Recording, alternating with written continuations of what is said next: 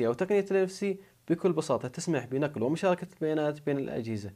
بكل بساطة نحتاج نقل البيانات من الجهاز الأول للجهاز الآخر. لابد في البداية تفعيل خاصية ال NFC في الجهازين. فمثلا الجهاز الأول فعلنا في خاصية ال NFC، وأيضا الجهاز الآخر لابد من تفعيل خاصية ال NFC.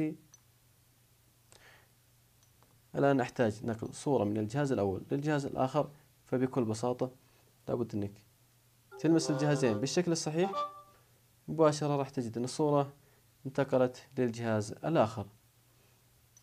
أيضا يمكنك نقل صفحة من الجهاز الأول للجهاز الآخر بكل بساطة بلمس الجهازين بالشكل الصحيح. في البداية راح تتعب في استخدام هذه الخاصية، ولكن لابد أنك تلمس الجهازين بالشكل الصحيح. مباشرة انتقلت الصفحة للجهاز الآخر.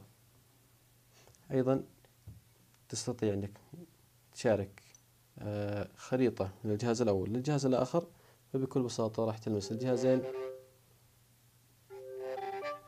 راح تجد أن الخريطة انتقلت إلى الجهاز الآخر. أيضا من الأشياء الجميلة اللي كانت مع جهاز سوني إكسبيريا Z1 اللي هو سمارت تاجز.